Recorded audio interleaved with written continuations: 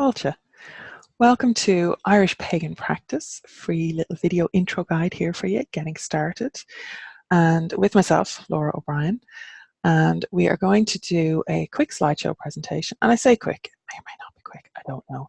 But there's not a huge amount of slides, so I'm just going to share that with you now. Get myself out of the way and present. And we are going to look, as I said, at Irish pagan practice. So with an Irish Draoi, Lora O'Brien, that's me, and you can find more like this at loraobrien.ie and the irishpaganschool.com. There's a huge amount of resources there, and there's a mailing list that you can join from either of those websites. So please do that if you want regular free resources being sent to you every couple of days at least that are coming from here in Ireland. And like I said, I'm an Irish Draoi. And what we're going to look at through this is the nuts and bolts of Irish pagan practice and just the very basics for getting started, but getting started from an authentic Irish perspective. So what is paganism?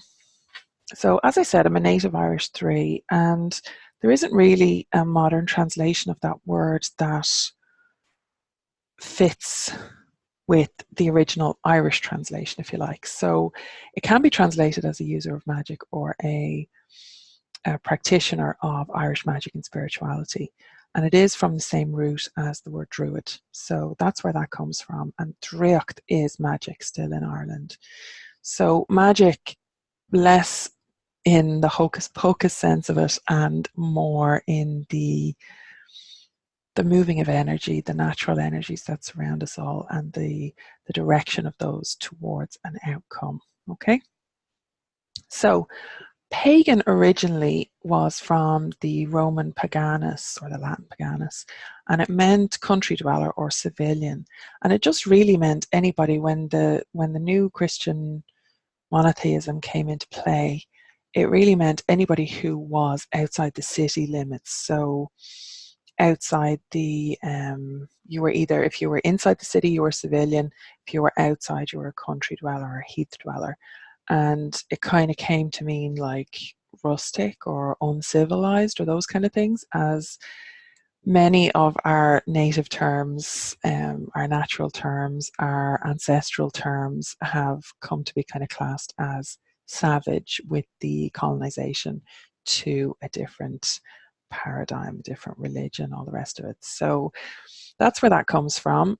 Paganism, very roughly defined. Now I'm just gonna say straight up, I do not speak for all pagans. My definitions are not the be all and end all. I am not the boss of Irish paganism and don't claim to be. But I'm just speaking from the heart, speaking from my experience, which is over 25 years of experience with all of this. So, well, consciously, since I read my first book on paganism and started figuring this stuff out. So a general definition would be polytheistic or pantheistic nature worshipping religion. And polytheistic means multiple gods, just honoring, recognizing, worshipping multiple gods, polytheism. And pantheism then is recognizing the divine in everything, basically. Very loose descriptions of them, but the divinity in a tree, in a rock, in the wind, in the earth itself, in yourself and your neighbor, all of those have the essence of divinity, and then that's what pantheism would mean in this context. And nature worshipping, reverence would be a better term maybe for it than worship, but it is certainly that recognition, respect, reverence, awareness of our place within the natural world, and nature itself, the environment, the planet, all the creatures on the planet, all that kind of stuff. So it is a reverence and a respect for nature. So this makes it an earth-based spirituality. And I will be talking, I'll be using the term pagan, and I just wanted to kind of define it in a modern context. So there's two ways to look at it. There's native paganism, and I do believe that if paganism is basically, I say it often, is the default religion for humanity. I really believe that. And, you know, I think if you took a bunch of people, a bunch of kids, and, you know, they raised them on an island, cut off from everything else, I don't believe it would go Lord of the Flies. I believe that we would move into a natural, pantheistic, polytheistic, nature worshipping, pagan style cooperation between the natural environment and the humans that were in it. You know, if they were kind of cut off from the indoctrination and the teaching and the social conditioning that we all soak up. So that is my belief. And native paganism then is basically anything that was happening before the coming of Christianity or other monotheistic religions. So they would be the religious or spiritual practices of a lot of tribal cultures, a lot of indigenous cultures, including our own here in Ireland. What's commonly called Celtic culture would have been pagan, and various phases through our history up until, let's say, the 400s Common Era, when Christianity started to take over. But even at that, there was a blend of the pagan and Christian traditions, and we'll see that through some of the further slides and narrative that we're going to go through here. And Irish paganism is very much a living tradition. It's syncretic between that kind of ancestral religious practices that were native to the land, native to the island, native to our ancestors here pre-Christianity. And then with the coming of Christianity, there's still a lot of that magic and a lot of that awareness, a lot of that kind of natural alignment that we have from, you know, our kind of country dweller heritage that has really blended with, or at least kind of stayed outside in some cases, with the Christian traditions, which is separate from like the Catholic Church organization, which we don't need to get into right now. But that's not what I'm talking about. I'm not talking about the Catholic Church. I'm talking about the Christian spiritual beliefs and practices of the people. Okay.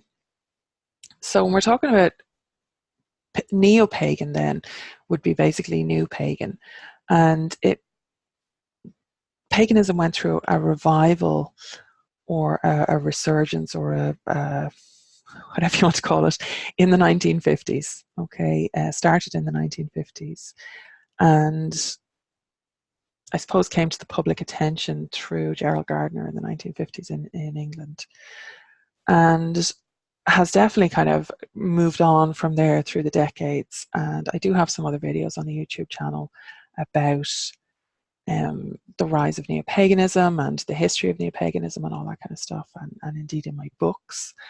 And so when I'm talking about paganism, generally, when I'm talking about Irish paganism specifically in this video, what I'm talking about is me right now, who is basically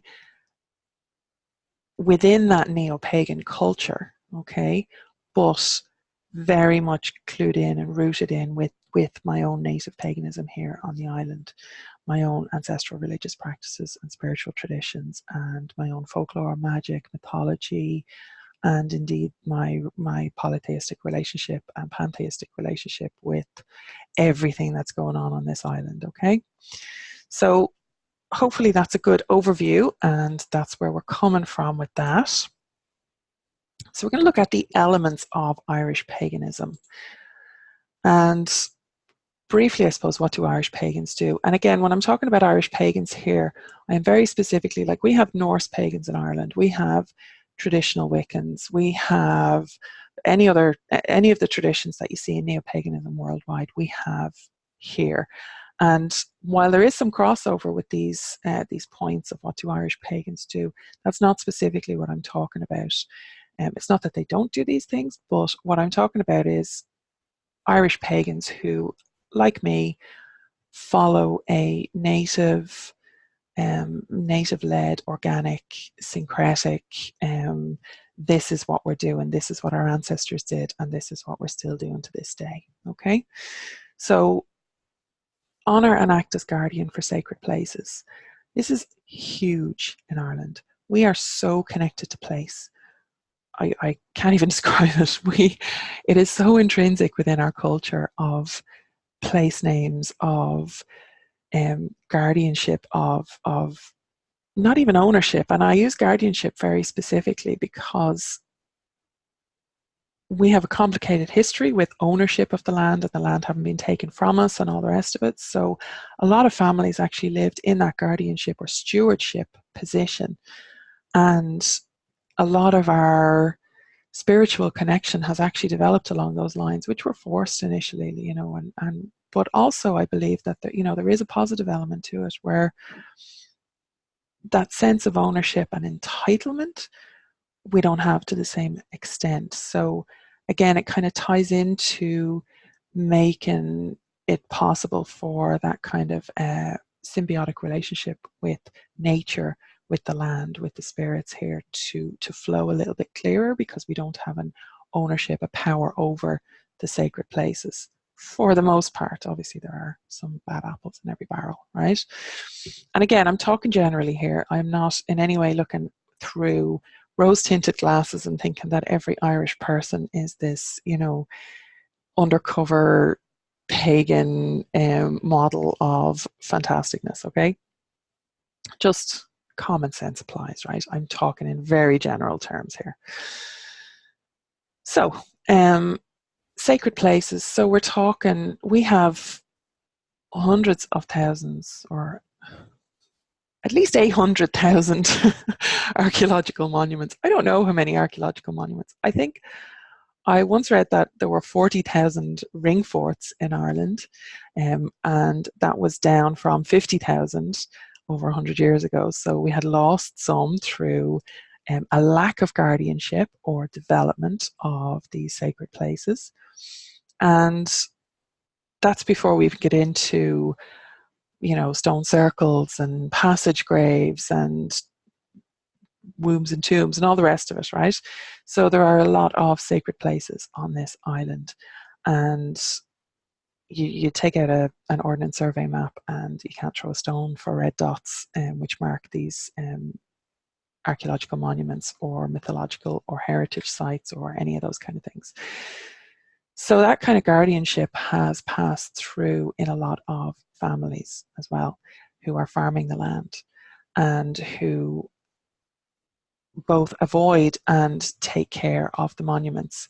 And generally it's kind of self-governing or self-policing, where somebody is not acting in right relationship with those sacred places, then the community will either, have a word with them and tell them that it's fierce bad luck to mess with that kind of monument. You wouldn't want to be ploughing that out or putting iron in it or bulldozing it in some cases.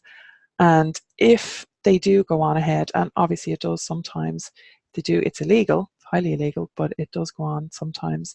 They do go on ahead, then everybody is standing back waiting for the bad luck, the inevitable bad luck to happen, because they messed with stuff that they shouldn't be messing with. So, observing and following the natural seasons and cycles.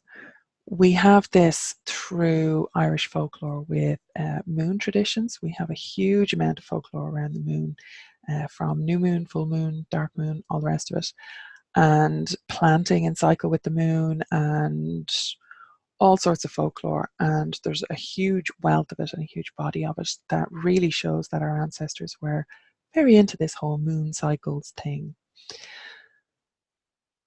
Then we have the solar seasons and the annual cycles, where we have not generally the eightfold wheel of the year that we see in neo-paganism. We actually have two sets of four, and those are the 4 fire festivals and the 4 astronomical festivals. So the fire festivals would be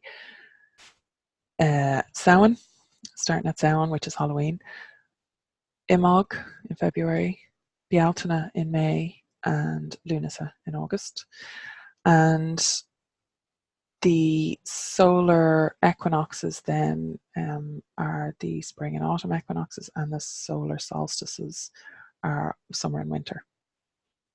And we definitely have a lot of, again, history, mythology, heritage, monuments built around these seasons and cycles. So we know that our ancestors were definitely walking this walk. And this is something that modern Irish pagans are doing as well. So speaking of walking between the worlds, there is, again, a wealth of tradition about getting lost in the other world. And the other world in the Irish tradition is very much a place that runs side by side and has its own rules and its own population and all the rest of it. But it's very much a real place to us through our mythology, through our heritage, through our folklore, and through the warnings not to get lost in the other world.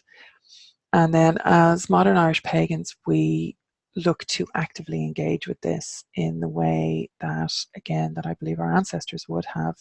We have many, many teaching tales. The Octree and lesser than the Imram. The Octree were the adventure tales in the Irish otherworld, and they were specifically pre-Christian as far as we know, where the Imram are probably post-Christian in origin, according to John Carey down in Cork. And the journeys that we would take in the Irish otherworld, we have to learn our practice. We have to learn techniques. And I do run, over in the Irish Pagan School, I do run introduction to a particular technique that I use that is, again, native to my Irish practice, if you're interested in checking that out. But any form of journeying, guided journeying that you believe is bringing you into the other world and out again safely, that's really important. I refer you back to all the warnings about getting lost in the Irish otherworld. Do not let anybody take you into the other world if there is not a very clear, very safe, very secure way back, okay, within a guided journey. So honor, remember, and seek advice from our ancestors. Even in modern Irish culture, our death practices are a little unusual with regard to most of Western society. The death rituals are still very important to us and a big deal to us. And that's everything from the actual customs and rites and rituals around when somebody actually dies, and how they're waked and how they're, you know, how they're buried, how they're seen off, the funeral traditions, all of that, on to care of graves and remembering the dead on their birthdays. And you know, this is a huge part of Irish culture, modern non-pagan, ostensibly non-pagan Irish culture. And it really is a direct line back to ancestor worship or ancestor reverence and the specifically pagan practices around that. So that is something that is a very big part of my Irish pagan practice. So then there's possibly, obviously, but not necessarily, I suppose, honour and build relationship with native Irish gods. I see a lot of people talking about working in relationship with the gods and working in right relationship. And I know it's something that I've been talking about for a very long time, and certainly back in neo-paganism, back when I kind of started teaching a while back now, nobody was really talking about this. So I'm really happy to see it coming into more general neo-pagan practices and teachings and all the rest of it. But building relationship with your gods is just so important. It's all about relationship, really. You know, and that goes for ancestors, it goes for other world beings, it goes for your relationship with sacred places and the spirits that live there and all the rest of it. It really is all about relationship, all about right relationship, what I call core quivness. And your relationship with the Irish gods has to start with their stories, it has to start with their source material, it has to start with what we know of them. Doing an internet search for the Mórrígan and coming across, you know, these sexy Mórrígan videos and all that kind of stuff is just like, the Mórrígan is not a sex goddess, and any freaking ridiculous English people who are trying to tell you that are just wrong, you know, and it's harmful and it's disrespectful and it's appropriative, and you have to go back to the native lore. You have to go back to that foundation. It's not that you can't have your personal gnosis, and it's not that you can't have your own relationship with those deities, and that's going to look different for everybody, and that's fine, but it has to be built on the firm foundation of the actual evidence that we have from the culture that these gods come from. And this goes for any gods that you're working with. Don't be, you know, don't be working with Egyptian deities if you don't know anything about Egyptian history or culture. It, I, I'm not going to speak for Egyptian because I don't know them, but I do know in Irish tradition, in my Irish paganism, my gods get either really annoyed or just don't give a flying fuck if somebody isn't showing up and doing the work before they come cap in hand asking for things. Okay, and that's really what it comes down to. You have to show up, you have to show will, and you have to build that relationship. You have to not prove yourself, but like at least prove that you're not just on the take, right? That makes sense, right? I mean, you know, Irish gods are pretty practical in that way. So Irish people are pretty practical in that way. So it kind of stands to reason that our gods would be the same. And mostly in Irish pagan practice, we try and avoid the good neighbours or the she, and we try and be completely respectful to them and make sure we don't annoy them, and even, you know, make offerings to them where appropriate. But it is not in any way looking for them to come and live in our house, because that is horrific, absolutely horrific to anybody who knows anything about the Irish she. So again, if you're being told that you need to get the fairies to come and live in your garden, that is not Irish culture. That's not our way. Okay, so it's not that we don't, as Irish pagans, as modern Irish pagans, it's not that we don't work with the she when we have to, or when they are instigating stuff and you have to deal with it, put it that way, but we don't go looking for it. Okay, so that's that. So if this is interesting to you and you would like to start some kind of a practice in this way, I have a daily practice plan for you. So first of all, setting up an altar or a place of work and worship. So it is somewhere that you can set aside that is convenient, right? Somewhere that you can set aside for work and worship, for, as I said, showing up every day, for setting up an altar to a deity. And it could be as simple as putting a crow feather on a shelf and calling it an altar to the Mórrígan. It doesn't have to be vast and complex and intricate and all the rest of it, because it's just stuff, right? But it is setting aside space, so there is an energy that builds up around that, and setting aside space where you physically go, but you also have, you know, representation and stuff that's symbolic to you. You can have an ancestor altar. Don't recommend having a she altar for reasons on the previous slide. But, you know, if you have to have it outside, don't have it in your house, all that, right? And setting that up and actually showing up there every day, you know, or if you miss a day, it's fine, right? I'm not saying, you know, you have to be completely rigid on this, but for the most part, you're showing up every day, okay? Marking the calendar, I mentioned the 4 fire festivals and the 4 astronomical festivals. So marking them, understanding, starting to observe them, and literally to observe. You don't have to do anything. You just start to work with the cycles, start to work with the lunar cycles. See how you feel. If you feel differently, keep a journal and see how you feel on the new moon as opposed to the full moon. See if there's difference. Look at those differences over time. You're looking for patterns over time, okay? Visiting the sites. So if you're not in Ireland, this is obviously a little bit more difficult. It does relate to the next one down, which is guided journeys. So if you're outside Ireland, you can take guided journeys to the sacred sites. I do offer a lot of those through my Patreon and through various other places. my website and the Irish Pagan School. You can absolutely go and look those up.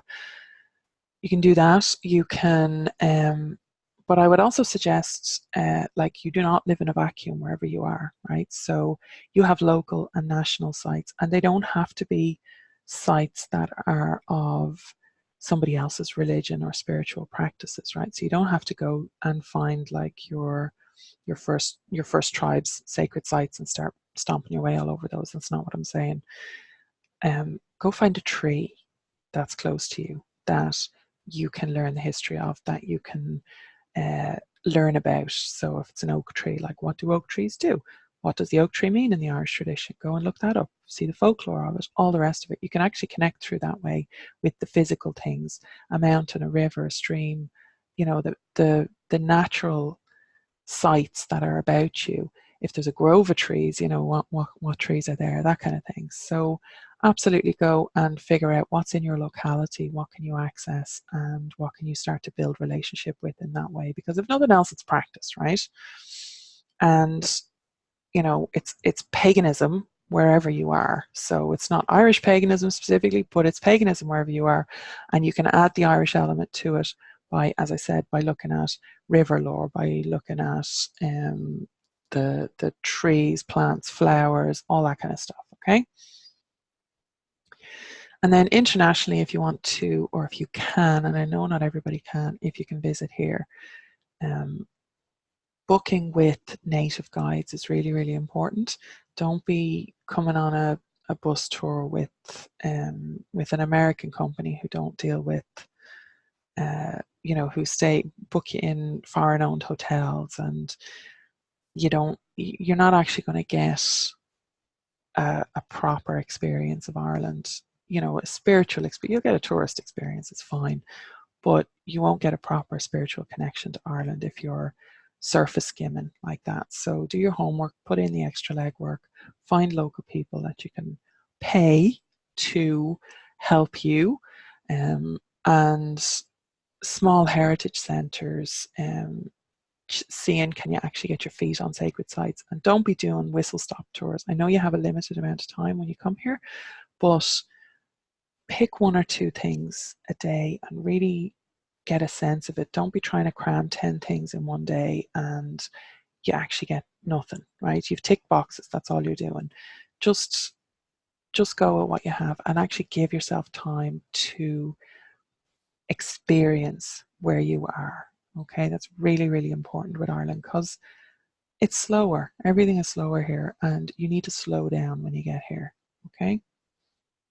And if you can't get here, like I said, there are guided journeys available that will actually take you to these places and connect you to the other world versions, because, you know, Ireland has an other world version, I believe, and these sites are all accessible through there, so you can actually go and you can build relationship that way. Okay, and I do have some classes on the Irish Pagan School about this, so if you want to go and check that out, please do.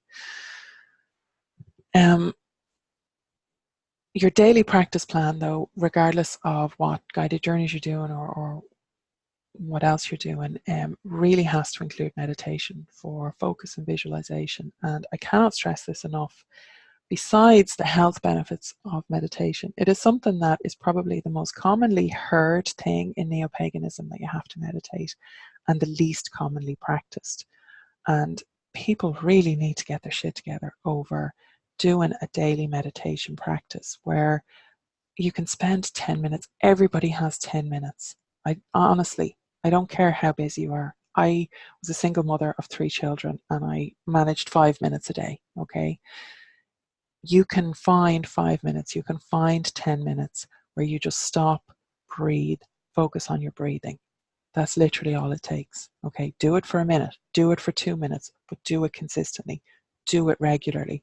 Get an app like Headspace or Calm. I use Calm personally, and there's a 10-minute daily meditation there, that the daily Calm, that is just, it's perfect, and it's for mental health, for physical health, for training myself with concentration, visualization, which is an essential skill for ritual and magic, for guided journeying that is built on that.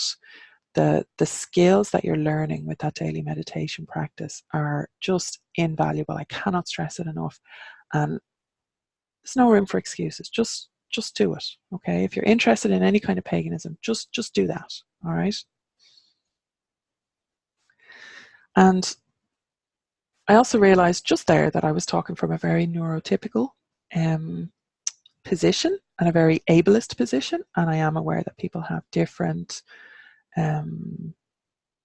mental and focus ranges and all that kind of stuff. And if that's you, I'm not talking to you. I'm not talking about you. I'm not criticizing you, okay? I'm talking for most people, again, generalizing for most people, most of the time there is absolutely no reason and no excuse why you can't do a daily meditation practice, okay?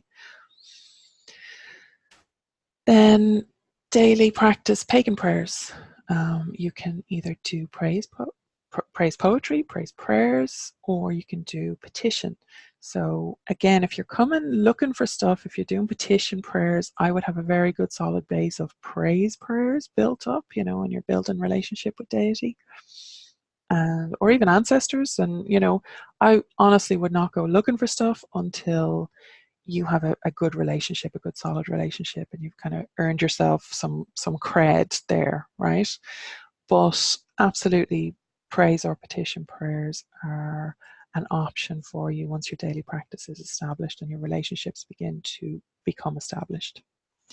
And I've added in community and social work or activism because I think it's a really important, with the way the world is right now, and all my talk earlier about reverence for nature, even if it's eco activism or, you know, going and doing a beach cleanup at your local beach or forest or meadow or school pavement, you know, schoolyard, whatever it is, cleaning up the shit that humans create is a really important part of modern paganism, unfortunately. But, you know, there we are. And then you can absolutely scale that up to more intense activism work, as far as your comfort, your ability, your resources, all the rest of it. But at the very, very least, you can go and you can pick up trash once a week, okay? Pick up rubbish. It is just, again, that reverence, that respect, that awareness for the world that we're living in, for the environment. You can support charities either with your time or your money.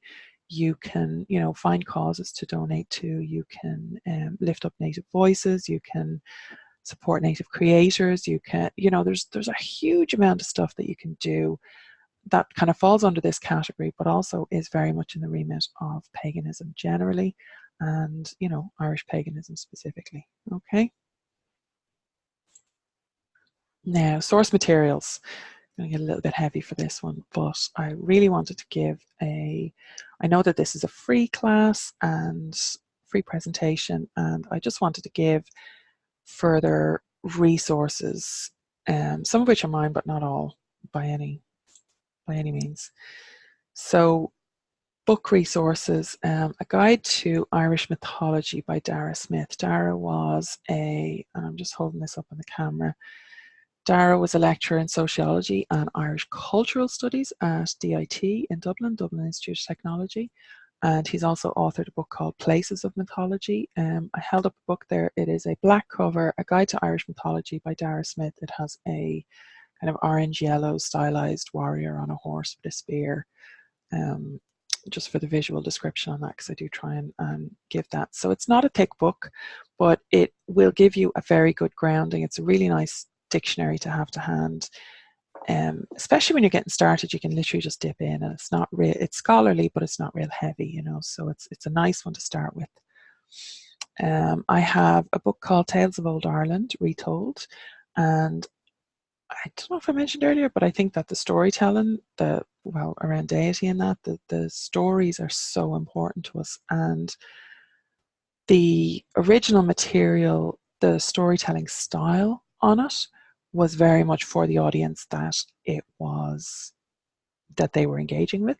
So what I've tried to do in Tales of Old Ireland Retold is to take the true essence and the authentic essence of the source material and retell them for a modern audience. So hopefully that's useful to you. They're very short, easily digestible. And then there is Tales of a Dagda Bard by John O'Sullivan, who's my co-founder at the Irish Pagan School, and he is a Dagda priest. And his journey and his relationship with this Irish god, the father of Irish gods, really, in some ways, has been, or the chief, let's call him, right? The chief of Irish gods, although there are many chiefs. So anyway, he's important, okay?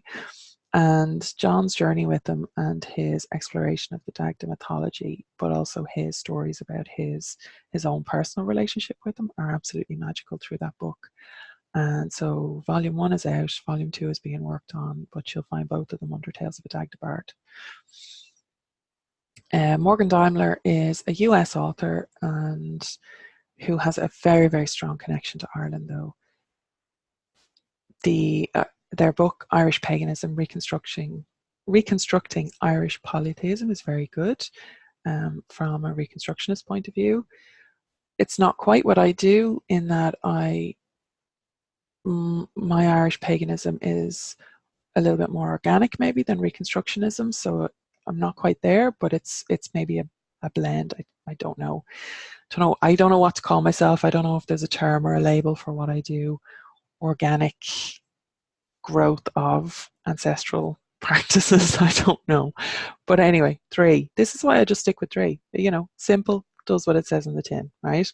Could be anything.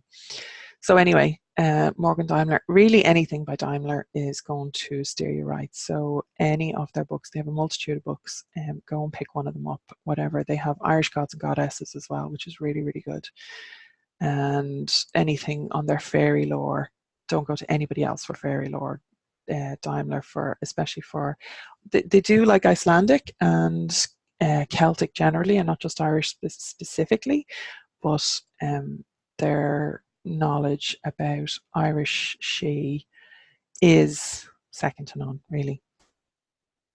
And then there is a little bit more of a practical guide to Irish spirituality by myself, which is a book that I released in 2012 or 2013, and I'm actually reworking currently, so there will be a second edition out, but it's still available in the original edition, and it is looking through all this kind of stuff a little bit more in depth, and it's very much this is how we can explore this Irish spirituality stuff, this native Irish spirituality stuff. So do go and check that out if you're interested in this in book form.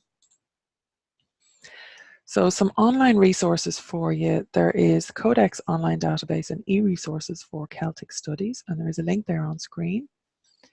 And it's at vanhamel.nl/codex, CODECS.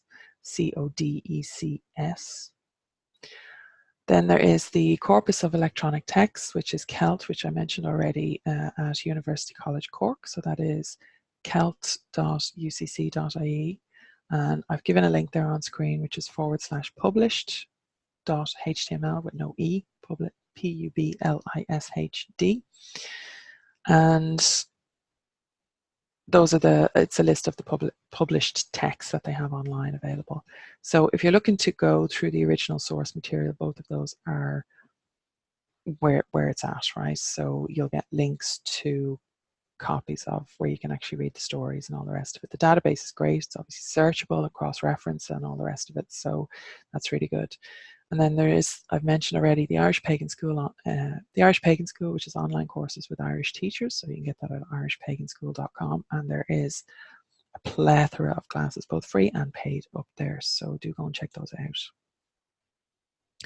And I'm going to just briefly talk about the Irish language. There's a load of Irish language information on my YouTube channel, so go and subscribe there and look at the Irish language playlist, because it's gonna really help you. And you know, I've been talking about the culture and the traditions and the syncretic kind of blend that we have, and the language is really an expression of our magic, of our paganism, of our innate kind of energetic connection to each other, to the land, to all the rest of it.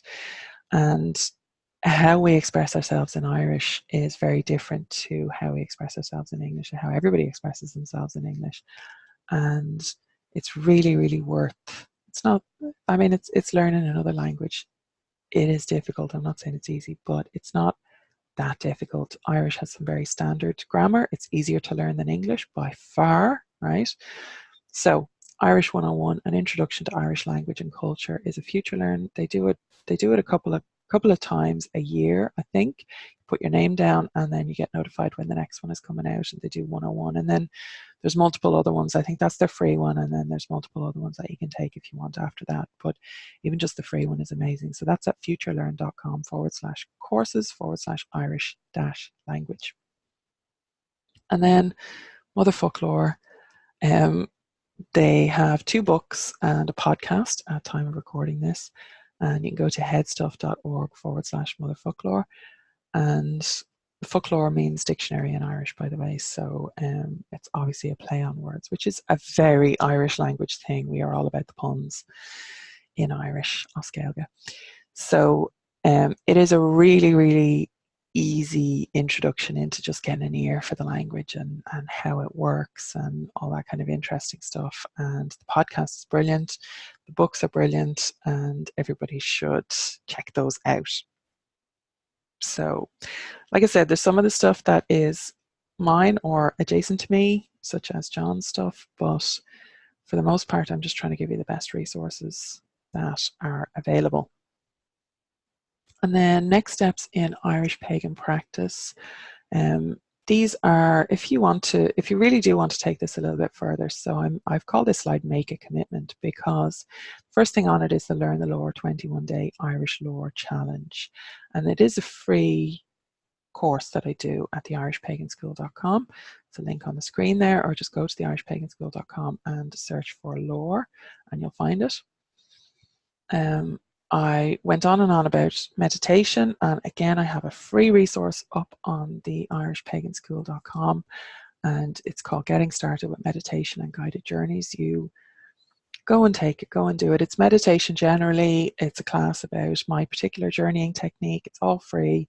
And it's really important to me that people actually have those resources. That's why I run them free. So please do go and check those out if you are, if you're interested in what I've had to say in this video and you are willing to make more of a commitment.